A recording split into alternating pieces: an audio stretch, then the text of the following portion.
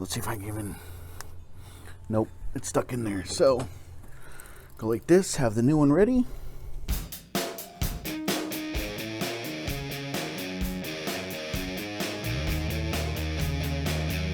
We're gonna Toyota Camry hybrid with a 2.4 liter. We'll be doing a thermostat, changing out the thermostat. We're gonna be using a official Toyota part.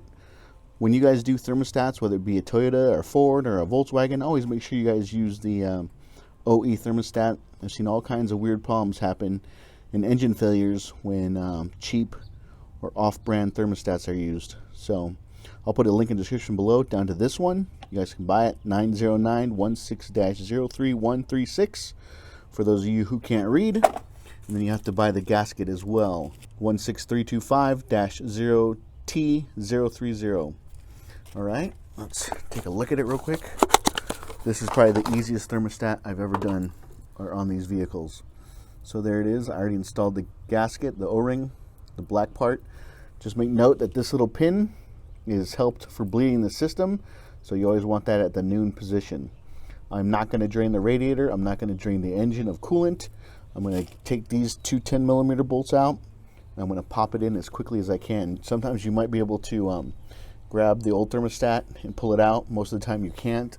So I have some pliers here. I'll just grab it and slap in the new one as quickly as I can. Taking note that the pin is at the 12 o'clock position, so I'll set it up here at 12 o'clock.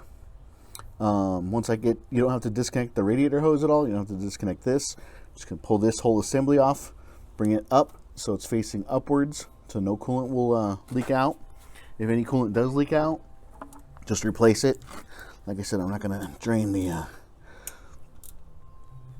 radiator or the engine block of coolant. And also have a catch pan at the bottom to catch any coolant that you might lose. It is toxic to animals, so you don't want your cat or dog to drink this stuff. It is sweet. That's why they're attracted to it. There's one 10mm nut.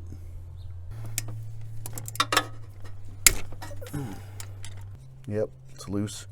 Just taking off with two hands, two fingers. There's the other one, exactly the same. As soon as I take this thermostat housing off, I'm going to point it up so I lose less coolant. Okay, it's up. This one's kind of not at the noon position. So there you can see the little pin is at the noon. It's actually not. It's actually, well, maybe it is. No, it's a little off. It's not directly at noon. They lined it up with the stud, but that's not exactly at noon. So I might be able to get this off just my hands by grabbing right here, but probably not. When you pull this old one out, coolant is going to come pouring out. Have the new one ready. You can always make slight adjustments to make sure that that's at the noon position, straight up north. Let's see if I can even, nope, it's stuck in there. So go like this, have the new one ready.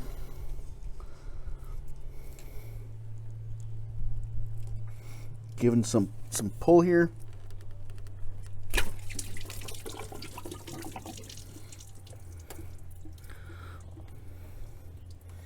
Oh man, the O-ring stayed with the new one. Got it out, but the O-ring stayed with the block and not with the thermostat. There's no O-ring on that one. I can feel it. So put that down. Gonna have to get the O-ring out.